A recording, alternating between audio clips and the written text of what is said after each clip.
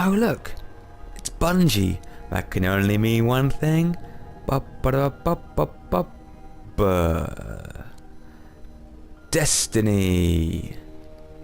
A game that everyone is talking about for all the wrong reasons.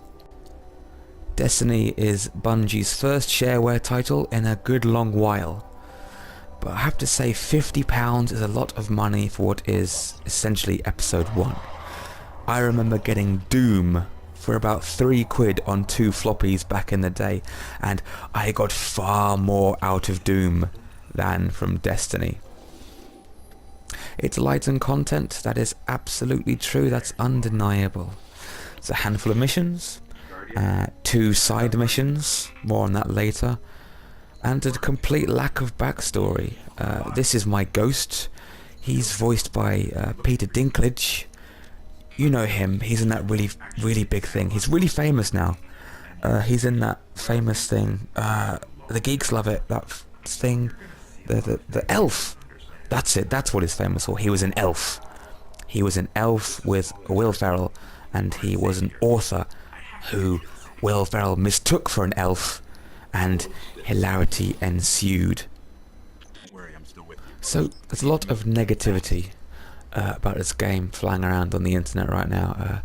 People bemoan the lack of content, the absolute paper-thin plot, the lack of context.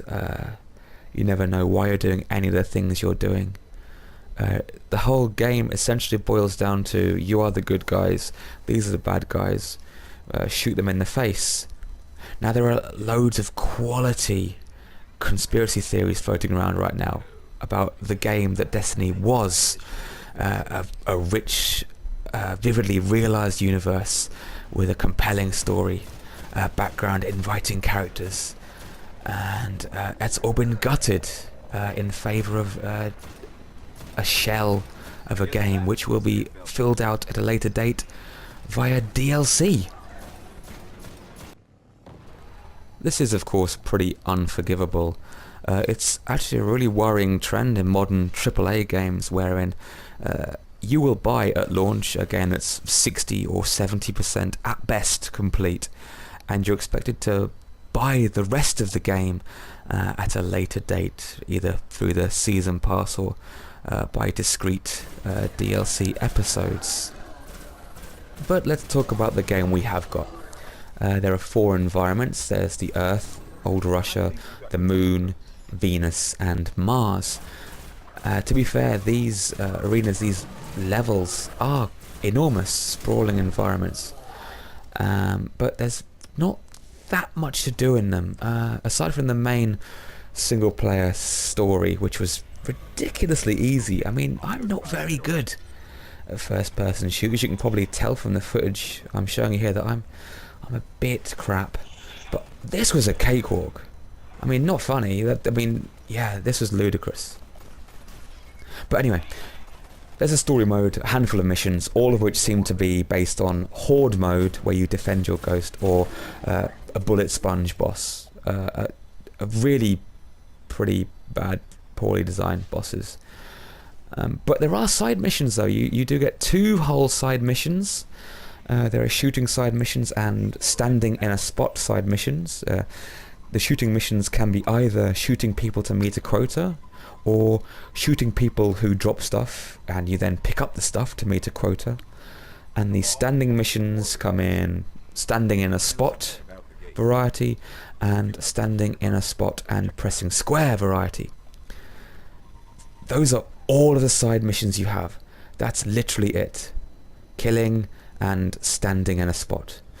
And the nature of the game requires you to play these missions over and over and over and over again in hopes of upgrading your character, upgrading your weapons, finding loot.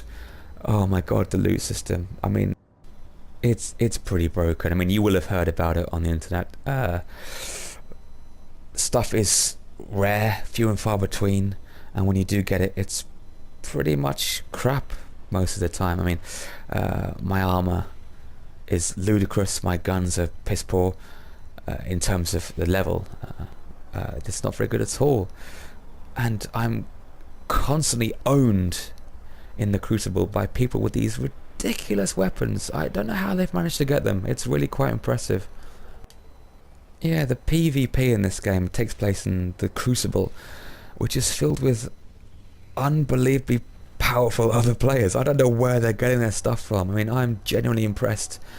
But there are a lot of super cheap one hit, one kill legendary weapons, which is very frustrating. And if you're anything less than level 25 already, just don't even bother. So it's easy to be negative about this game, and there's lots to be negative about, but there's lots of good stuff as well, some positives. The combat's very good, it's very fast, frantic, the guns are weighty, they feel like they make a difference, they feel like you're actually damaging your opponents. There's a verticality to levels, you can speed, jump, dash, even blink, like Dishonored thrown in there. The environments are gorgeous, lush environments.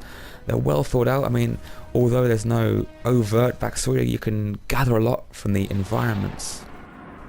Another positive is for those who haven't bought the game yet, because there's going to be one hell of a Game of the Year edition out next year with this and the bonus contents thrown in for probably about half the price we paid for it at launch. So might have been best to wait for that. Yeah.